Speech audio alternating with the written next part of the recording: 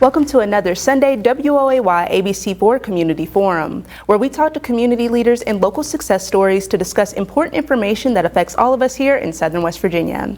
I'm your host, Brandy Lawrence, and today we're joined by another distinguished guest. John David, who is the volunteer director of the Southern Appalachian Labor School, joins us this morning. Thanks so much for coming back to the forum. Brandy, it's a really pleasure. Thank you very much. Of course. Honored to be here. Always great to have you. So for the people out there that are unfamiliar with the Southern Appalachian Labor School, can you tell us about, the several things that you all do? Well, yes, the Southern Appalachian Labor School, which is known as SALS, is an organization that's been around for about 40 years. And we subscribe to the mandate or the mission, the biblical mission of providing food, clothing, and shelter to people who really are in need in the Southern West Virginia coalfields. And we have been, we're a 501c3, we're a nonprofit. We have some very, very impressive staff who volunteer and work for passion, if not a little bit of money, doing great things to help people. And we're part of a team, and I want to, of course, always acknowledge their contribution to what we're trying to do to make a difference for people in the southern coalfields. Definitely. And I'm sure the labor school is vast. You all do so many things, and I'm sure there's a lot of people involved in that. So. Well, it's a lot of people at different times. Volunteers come and help and do all kinds of things. We have taken over a number of former schools. We have the former Oak Hill Elementary, which was a long time ago in high school, in the central part of Oak Hill. We call it now the historic Oak Hill School. And in that we have a lot of activities, the counseling services, the food pantries, etc. And then we also have in the former elementary school in Beards Fork, which we now call the SALS Community Center in Beards Fork. And we have a small dorm there as well that houses about 20 folks. And then we have houses around the county and also in Raleigh County and in Kanawha County. And we have a relationship now with with some apartment complexes outside that area in Clay County. And so we operate, a major apartment type low-income complex in Gully Bridge. So we're doing all kinds of things to try and work with low-income people. Wonderful. And I was reading up about the housing improvement projects that are going on. Can you tell us a little bit about that?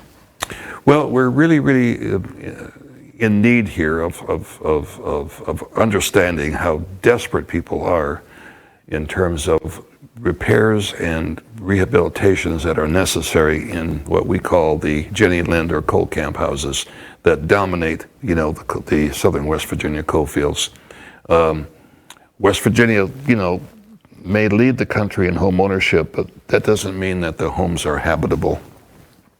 And in many instances, because West Virginians are more elderly, I think we come close to leading the nation in the elderly population as a percent, and also in terms of people who are disabled because of mining, and also because many of them served in the armed forces and got injured, or are, subjected to Agent Orange and other, ailments of that kind. People have a need for the coal camp houses to be adjusted and made habitable. Many of them are what we call coal camp type houses that were single walled and are have difficult access. So we're trying to deal with wheelchair ramps, and we're trying to deal with grab bars, we're trying to deal with making the bathrooms accessible. So many of the families also are on life support systems or that kind of equipment, like for pneumoconiosis or black lung. And so they need proper electrical service. And so many of the families are not really, able to do much about that. They're not capable of fixing up their places.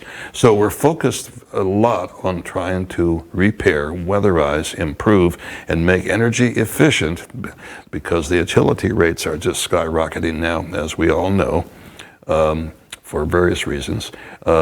and people need help in making their homes habitable because they can't afford to go to an assisted living facility, which is very expensive. And so we have over 100 some applications just in Fayette County, let alone the Upper Kanawha Valley, which is basically Kanawha County, where people have, I mean, it's really pathetic. They cry and they have people, you know, who are begging for help to try and improve their situation. And we feel they deserve it. We feel they have contributed to this country's, you know, economic and, you know, success, and they have, they're owed a decent life.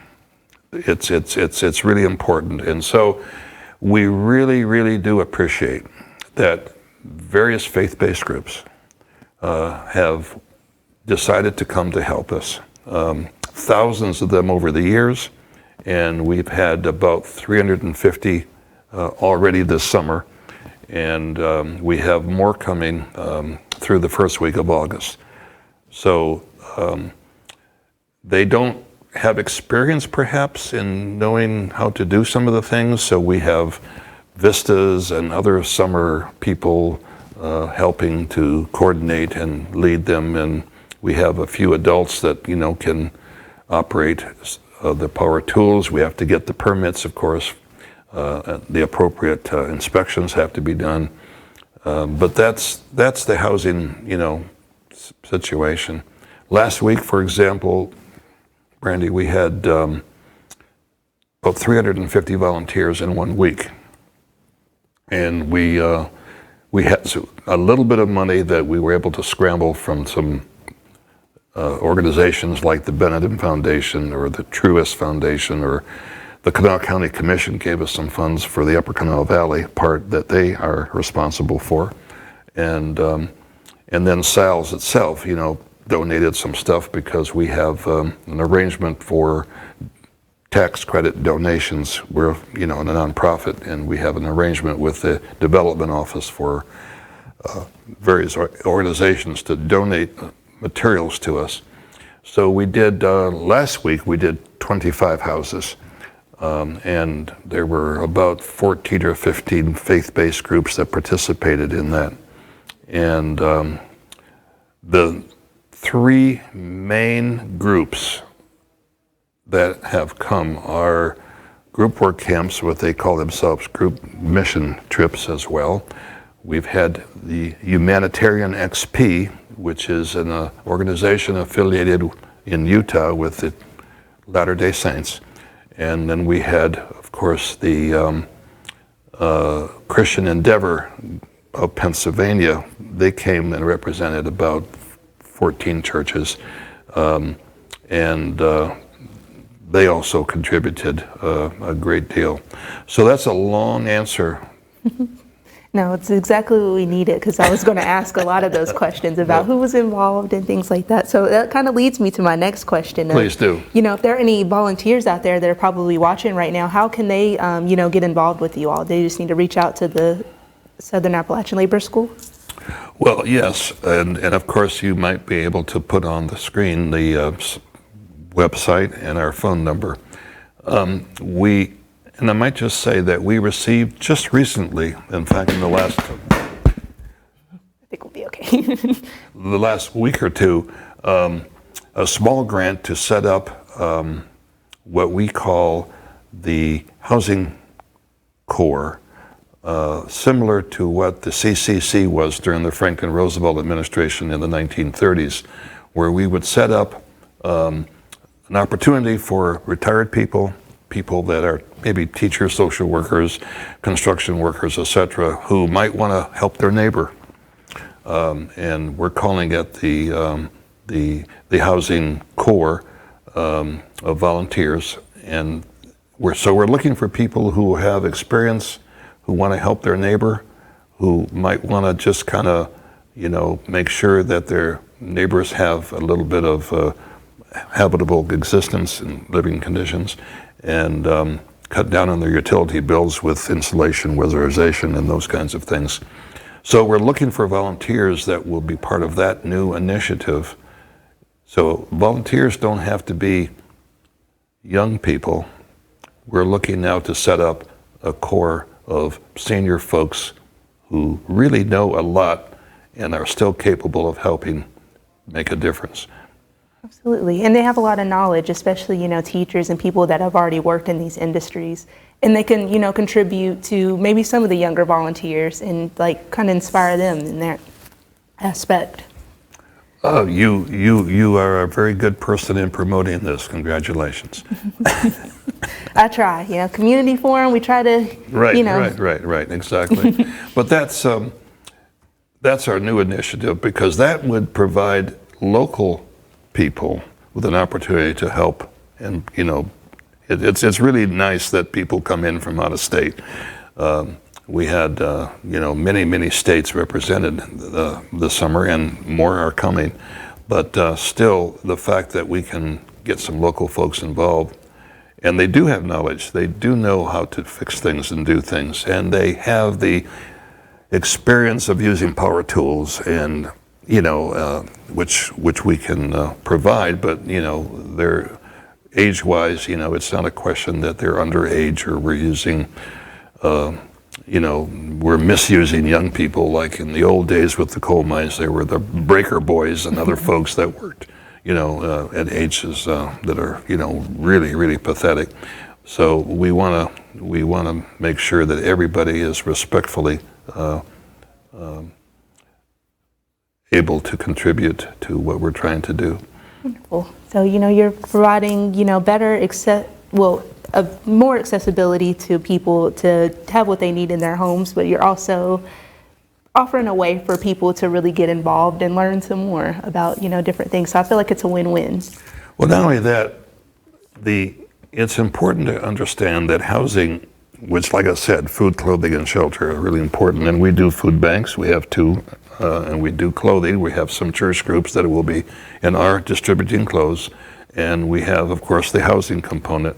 But it's really important that we recognize that housing is a moment in time, but is also a long haul in terms of getting things done.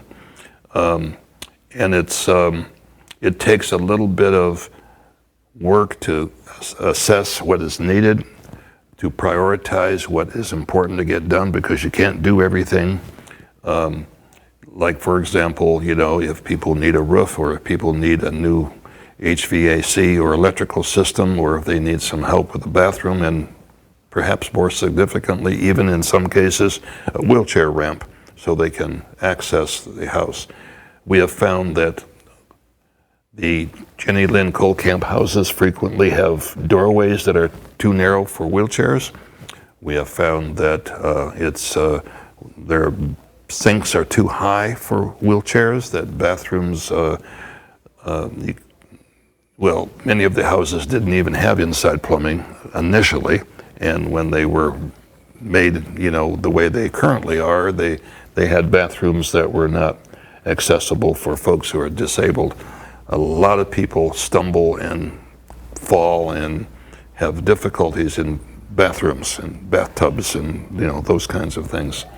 And when you deal with plumbing and deal with electric, you have to have properly certified folks, and you have to have, all kinds of things have to happen. So it takes a while.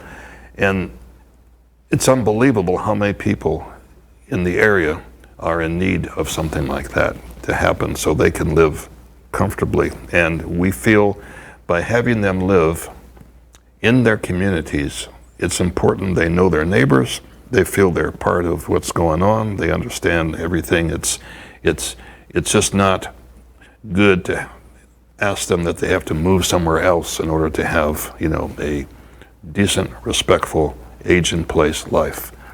Definitely. Okay, well, we're coming up on our first break, so you guys stay tuned for our second half when I speak more with John David about what the Southern Appalachian Labor School is doing right now to help the community.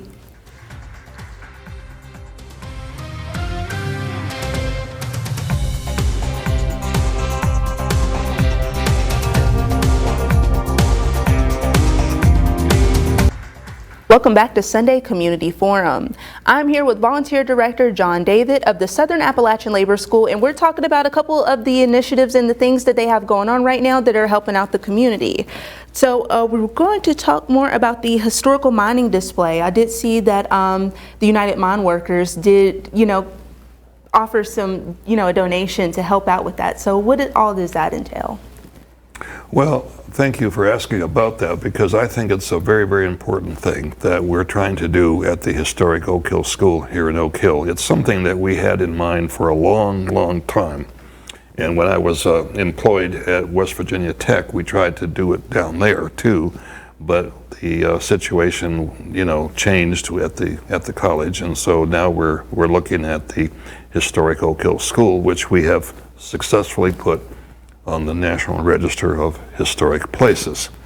And in Oak Hill itself, there are only 2 sites that are on the National Register, and one is the railroad station, and the other is our facility. And the idea basically is that with the designation of the New River Gorge National Park and Preserve, that a lot of people will be coming here, and a lot of people have been coming here, whether it be for Bridge Day or rafting, etc. And they should be, in our opinion, be made aware of the history of the area, particularly where working people have contributed so much to make this area what it is. And that includes, of course, the United Mine Workers and people that worked in the coal mines. And so over the years, a lot of the UMWA people have been donating to us their various artifacts and various things, and then of course we've been involved with the labor movement for a long time too. So we have historically accumulated a lot of records and different things over the years, going back to Miners for Democracy, which started in District 5 of Pennsylvania and then spread to West Virginia, and then involved some local people who ran, on a slate opposed to the to the administration of the UMWA at the time. So that involved Arnold Miller, and from Cabin Creek, who was head of the Black Lung Association in Montgomery, and he became president of the United Mine Workers. And so we got a lot of stuff going back that far, and then currently people who have donated various things. Plus, there was an organization at that time called the Miners Art Group, and the Miners Art Group were people from the mines who are often very, very talented in music, in painting, in artistic expression. They painted some, impressive, huge pictures, portraits of Mother Jones on working in the mines. There's a huge painting we have of workers inside the Hawks Nest Tunnel, for example, when it was constructed in the 30s, for Union Carbide to provide power for the facility at the ferroalloys facility in Alloy, actually. And so we have paintings, and we have drawings, and we have bumper stickers, and we have then people have donated all kinds of things. So we thought we would put together in the first floor of the building in Oak Hill, where we have taken out some lockers, and the lockers were in alcoves, and so we have a dozen, maybe fewer, but 6 or 7 alcoves for displays that we could construct and put and make display cases and put things in there. And we thought we would, since the facility in Oak Hill has 2 primary front doors, we could have people come in one door and get a little, kind of booklet or a little audio device and walk through and look at the different displays, and then exit the other front door. It'd be like a walkthrough type. And it would be an opportunity, I think, for us to provide a historic, informational perspective on the role of working people, particularly in and from the United Mine Workers, and people that were part of the United Mine Workers and how they contributed to the area, whether it be the New River Gorge coal fields, whether it be the coal fields around here with the old company stores, et cetera, et cetera. And that includes not only Oak Hill, but Mount Hope. And, you know, there's a lot of history here that involves expression and appreciation. And so we have assembled already a large collection of stuff. And it's a matter now of putting them in an organized way, preparing the displays, making sure they're secure, moving things so that we can make the tour sort of possible as opposed to helter-skelter the way we have it now. And a well-known photographer for the Doug Yarrow for the Beckley paper at the time, it was then called the Raleigh Register. He took pictures. Some of his pictures appeared in national magazines, Time or Newsweek, I forget which, and he has donated all those photographs to us. So we have pictures as well that are high quality, you know, what I would call very professionally, you know, done pictures. We have some officials of the United Mine Workers. You know, the current president is from Cabin Creek, Cecil Roberts, and of course he was a student at Tech, you know, as well, but he's the one who's been very supportive of the donation you spoke of a moment ago. And then since then, the article appeared, and maybe as a result of this program as well, people have donated more. And so that's been very encouraging as well. So it's not something that probably will happen, you know, tomorrow morning, but it's something that we are trying to put together as an expression of tribute to those who really made a difference in the coal fields. That's really wonderful because, you know, as you were saying, coal and mining is just a large part of what West Virginia is. And I think everybody that is from here or anybody that's passed through here has known a miner or is related to a miner. My grandfather was a miner. So exactly. And some of this history is so tied to immediate families that it's really important. And again, I don't want to be disrespectful to the tourists that come here, but they come here to have fun. And they look around and they don't see the history. If we can have an opportunity for them to take a few minutes and come to a downtown parking lot that's wide open and just be able to go through the building with their kids, or, you know, I just think it adds a little bit more to what they're about to experience by being here.